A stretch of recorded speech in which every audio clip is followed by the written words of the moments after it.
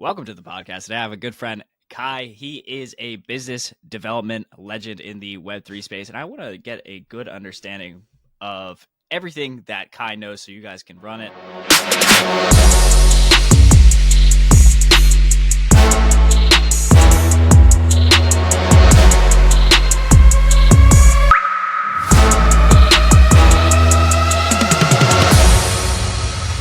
Potentially work with him if that's in interest to you. So Kai, how did you get into this whole business development space? Well, I've been in recruitment and sales for like the past 10 years and naturally developed an interest in blockchain by accident. So I saw it's probably due to the early 2020, I think there was a mini ball going on. Binance Smart Chain just came out and I probably got rugged way too many times trying to figure out how to make money with crypto. And then I was in recruitment and I was like, there's got to be some way I could do this full time. Typical story to most, I guess. They want to try and be full time in Web3.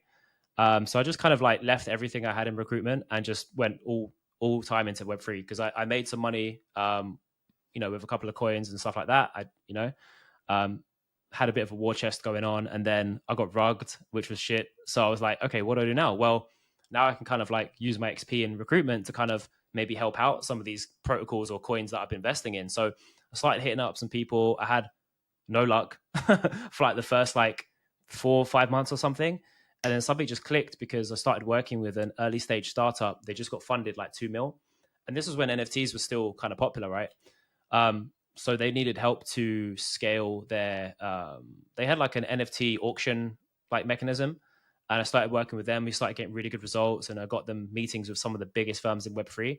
And I was like, this is a completely blue ocean because everyone that's doing lead gen or cold email or B2B stuff, biz dev in any other industry, they're having a hard time. And I felt like I was one of the only ones at the time to kind of crack cold email client acquisition in Web3. So it wasn't too long before our first, the end of our first quarter after we started working together with that client. And I booked 100 demos, so 100 sales calls for their offer in the first 120 days. So the first quarter pretty much.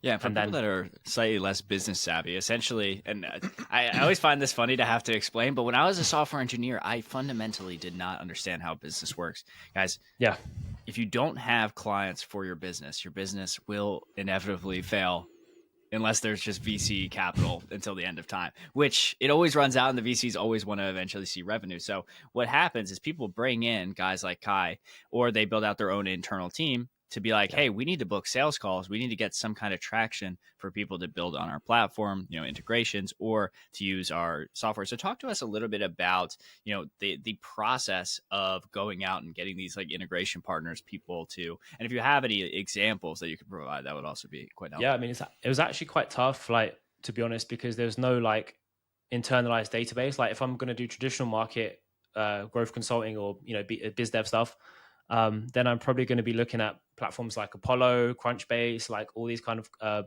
platforms to get leads from. Because if you can't get an adequate amount of data on the people that your client or specifically who you might want to contact to outreach to, then you're going to have a hard time and it's going to be quite a manual, lengthy process. So there wasn't that many tools available at the time. So I just kind of had to scrape what I could. But it more comes down to what kind of we're offering these people on the front end. Why the hell would anyone want to get on a call with you in the first place? Because there's a lot of protocols out there and projects that simply are too techie or product founder led, and they tend to build stuff that maybe not a lot of people actually care about or want to buy, or is this actually going to give anyone benefit in the space? So I've had a lot of really interesting clients over the years. A lot of them have been more like growth consultancies or growth marketers or partners that have worked with protocols to help them scale their token events or scale their ads or whatever it is they need help with on a marketing front. Those guys are really fun to work with. And I've worked with a couple of protocols as well. A lot of companies that are trying to build solutions to, high gas fees that maybe Chainlink has, for example, transaction fees and stuff like that, really obscure ones. And currently I'm working with a lot of TEE and DePIN companies. So yeah, it's it just really varies. There's no real specific model for it. It's just do the people that you're actually solving this problem for, do they actually care about it? And do they want to have a conversation with you about how they can either implement it, partner on it, or just have a conversation about how it could benefit their ecosystem and obviously their users and stakeholders and stuff. Yeah, you mentioned something very interesting that I wanted to kind of talk a little bit more about is, when we're dealing in Web3, a lot of stuff is super early. And everyone will say this, like, we're early. We're oftentimes very pre-product market fit for most things. So when people are working with Kai, and Kai, I'll let you expand on this, is like, oftentimes like the offer, the value proposition they're either giving to customers and clients isn't fully baked, or it's kind of more like an experiment. And what Kai's helping to do is kind of develop that offer and go out there in the market and test it, what has the most market resonance. So can you talk about a little bit the process of offer creation and how you work with people to help? Yeah, 100%. It all starts with research. And I get a lot of pre-PMF companies come to me that have maybe just raised their first round or their seed or whatever, but not necessarily figured out what the hell they're selling to the market yet. They've just got this big chunk of cash and, well, now what do we do? And it's like, well, you need to start somewhere. So research is a really important part of that, like initial PMF, like fleshing out, I guess. So it's literally, you can use cold email, you can DM people manually, you can cold call people, like you can just contact a lot of people who might fit your ideal client persona. That could be something as simple as looking at what, maybe if you share some features or benefits with another protocol or model, you can look at their audiences and see what people are responding to there. You can use different softwares and tools to scrape certain like keywords or signals, and then use that in your copy when you're doing your outreach. And maybe at least the thing that worked for me and my clients, because that's all I have to go on. I typically tend to book like anywhere from 50 to 100 calls, and they're just for research purposes only, with the goal to understand what their pain points are, frustrations with current available products in the market or protocols or whatever in the market. Get these guys on calls, get all the feedback, and then start building out the PMF based on all this feedback, and then just keep iterating as you go along. If they've got like a development team or they're flying solo, whatever, this feedback's really crucial, because I feel like the hard things are usually the simple things that nobody can be bothered to do, right? So they'll just like chase a shiny object and be like, okay, cool, we need to do content, loads of content. It's like, okay, yeah, that's fantastic, do that. But the main thing that's really pushed the needle for all of these clients that were either pre-PMF, maybe they got their first seed or a couple rounds or whatever, is just talking to their customers directly. And that could be other protocols as well. So yeah, get like 50 to 100 of those guys on a call, or just have a conversation, record all of that information, use that data to kind of structure the offer, and then start talking about those things in either your outreach or your content to attract more people like that. And then, deals are done in the conversations. So get them on a call or close them in the DMs or whatever it is you need to attract. This is mainly for B2B, but I feel like this could be applied to B2C or, more like consumer product led stuff as well. But yeah, which is fine. We're very B2B focused, and B2C is important as well. So maybe there's an early stage founder that's listening to this and they're like, Kai, I totally understand. I like what you're saying, but they're like, if I don't have a product fully baked yet, how are these people going to get on a call with me? Of course you can send a cold email, you can send a cold DM, but it's not always easy to be like, hey, would you want to chat for 15 minutes? Yeah, I mean, so I would probably do something like this. Like, what's worked really well for a client of mine that were building a solution to getting on-chain data cheaper, and then being able to do transactions online, cheaper as well. Like, I think Chainlink's on Oracle's particular, some of this stuff goes way over my head, but as long as I can understand the core of what you're trying to do, like who you're trying to target, what you're trying to solve, what problem you're trying to solve, then it's so much easier when you break it down. Because a lot of these products or techie guys will just overcomplicate it and nobody will understand what you're saying. So if you could really dumb it down for people, it's really helpful. I mean, for myself at least. But the main thing that's been really helpful is something as simple as hey, just doing some research. We're currently in process of building this solution that helps you achieve this goal and time frame without the usual pain points. Before it goes live or before we go public, would you be open to sharing some feedback on how this could benefit you or something like that? Maybe maybe give them some free insight on something that could be working better for them, or just, a live demo or something like that. But as long as you can, for example, stuff like this, got a call with Casper Network, who do 250 mil rev a year. So simple things like this, because we know that some of these bigger protocols or bigger firms, they are spending way too much on data, on transactions, or whatever the case is. But if you could do it cheaper, more cost effective, and you can approach them, that's the solution for them, right?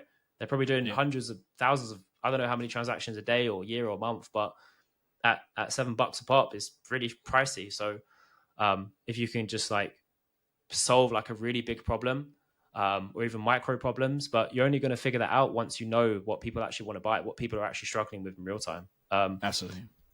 So it's, hey, we can do this better, cheaper, faster in XYZ time frame, and then people are like, oh, that's interesting to me. And I've also found that people are like, as long as the message is good, like people are pretty willing in this industry, as opposed to other industries, to hop on calls. Yeah, 100%. I mean, to get responses like that, I mean, this type of stuff works with all types of clients, and like Samsung, Ubisoft, like even retail companies as well. We're seeing a lot of retail come into the space or have used the tech. Maybe they haven't explicitly expressed that they're using the tech on the front end to their consumers or customers or whatever, but on the back end, you're running on chain. So it's super exciting. A lot of real-time payment providers. I work with a client who's a subsidiary of IBM, and they've got active case studies and active clients in blockchain. Like, who would have thought about it? Fintech is huge. So yeah, and only growing for sure. So, okay, we talked a little bit about cold email, cold DM. Talk to us a little bit about, are those two the primary marketing channels that you're seeing be effective in terms of like getting this initial set of people on calls to discuss your offer? Yeah, I mean, to be honest with you, I find that the platform doesn't really matter. It's what you're saying is the main thing, like what kind of conversation or what kind of outcome you're trying to achieve with these people. Because, and then again, I mean, like that said, I've run campaigns across all different types of platforms, LinkedIn, even Instagram, X, cold email, whatever. But what I find is, like, for example, if X is full of people just getting DMs all the time, like GM bro, like nice to meet you and all this shit, what I tend to find is like, that's really saturated. Like that particular inbox of that person or company will be really saturated. So it's not that difficult to find the email either attached to that X account or the overall like decision makers at those companies. Like you could just take their email and email them, whether that be automated by a cold email or manually or with an agent or whatever. Just the process or the platform doesn't really matter.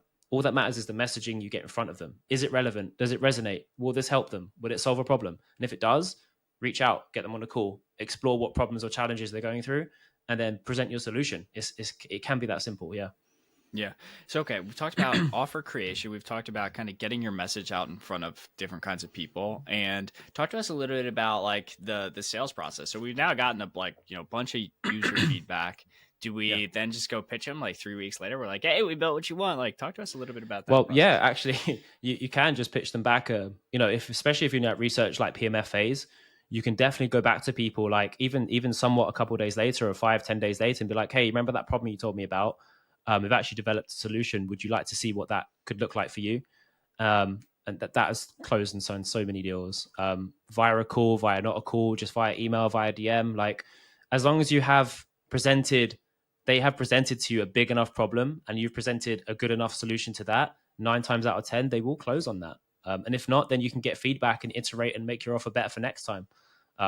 That's pretty much how I do it. There's no specific like sales tricks or hacks or whatever. It's just like problem, solution. Can you solve it? Yes, no. Then present, and then pitch, close, done. Yeah. Now, one problem we encounter, I actually don't know if it's specific to Web3. I feel like you hear like trust recession everywhere. How do you guys build up trust? Because like, surely, the offer is one thing, but sometimes, as an example, somebody messaged me on Instagram the other day and they're like, hey, we can blow up your account with AI content creation. And he had 0 posts. I'm like, do you even believe in what you're saying? So it's like, how do you build up trust in this low trust environment? It's a really good question, and one that I get asked quite a lot. And simply put, is like, you only have so much time to capture their attention, and capturing their trust is going to be that much harder. The defense is always going to be really high, simply because it's Web3, like it's blockchain, like industry relevant. But the one thing that's really helped me is just like subtle flexing who I've worked with, the protocols that trust us, and being doxed and just being everywhere. You don't need 1 million followers to get clients, or you don't need a large audience or whatever to get clients.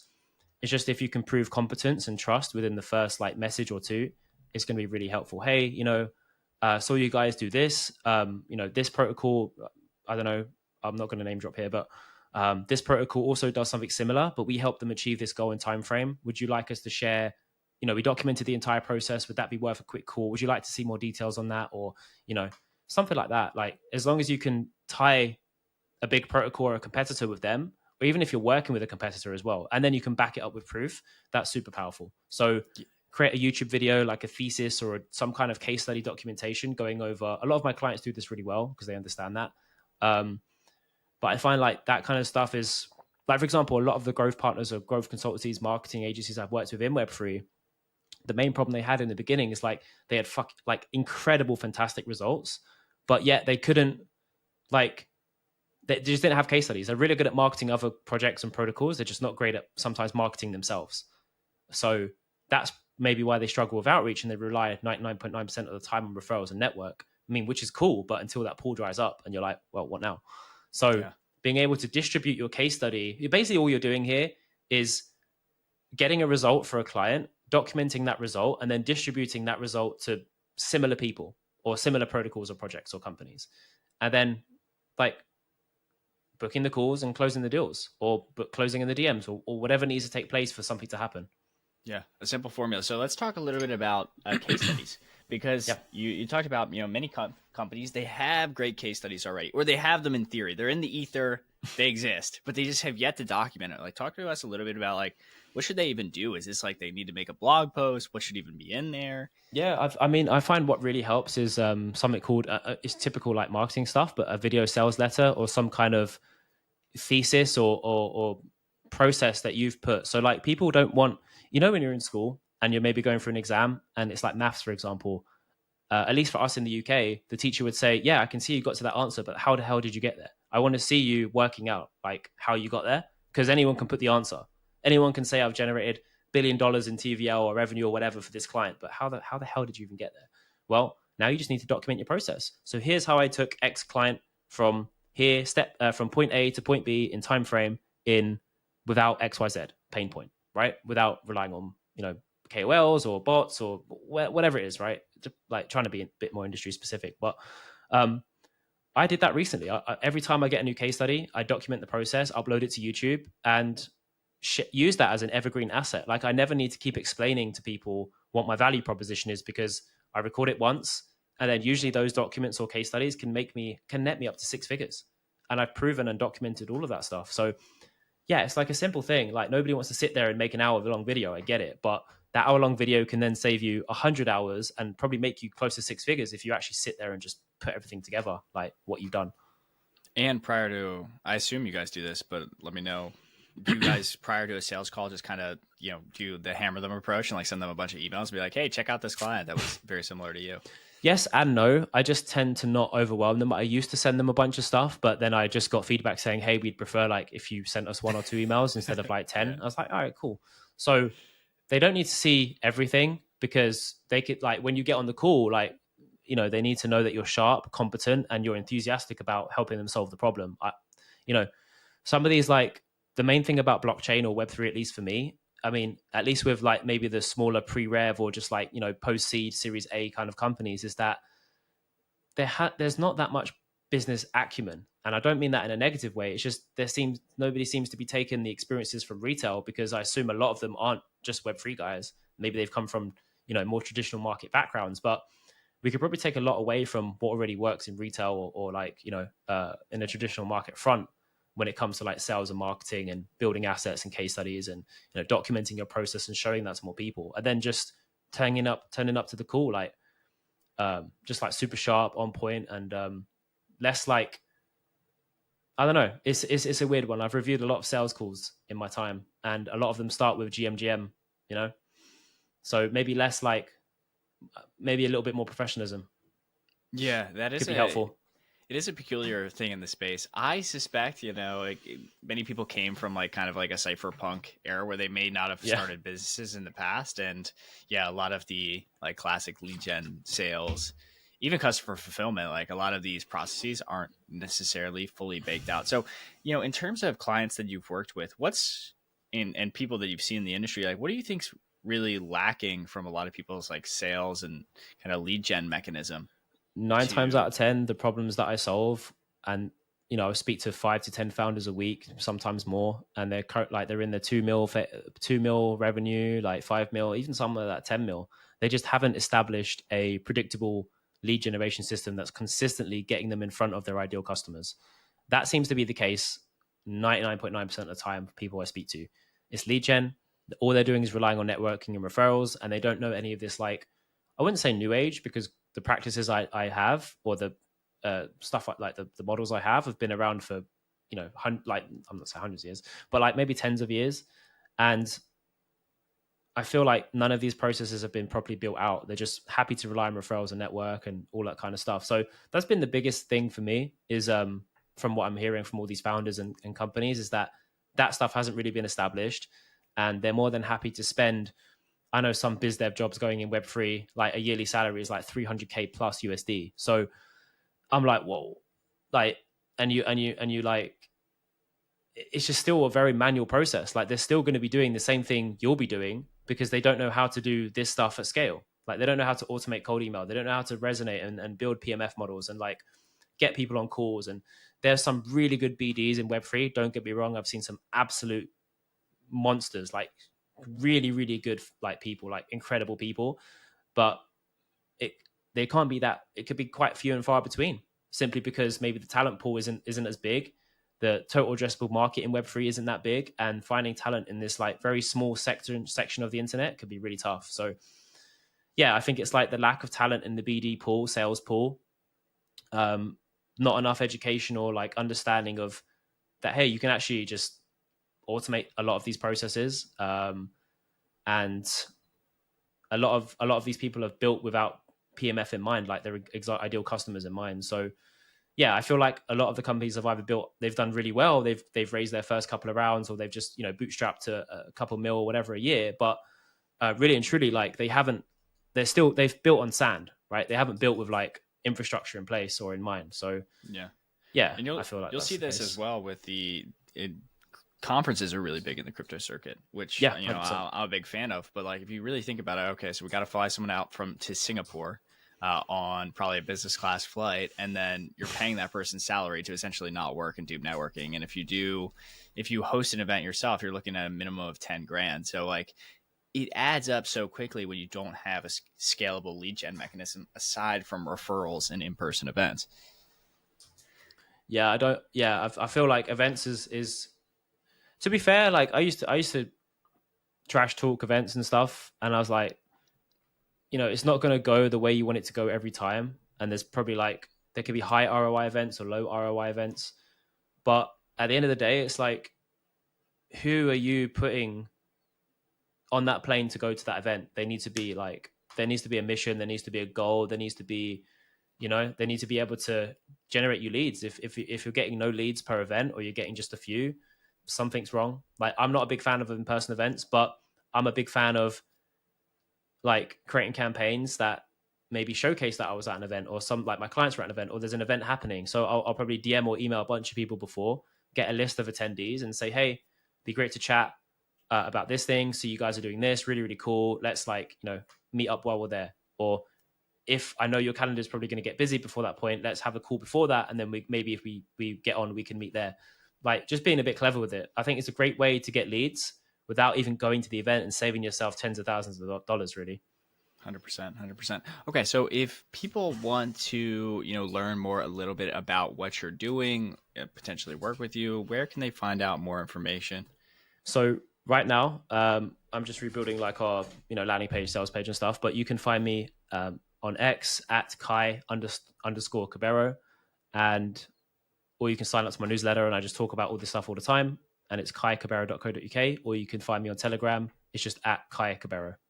Perfect. Well, I'll get all those links, put them in the description, and until the next episode, we'll talk soon.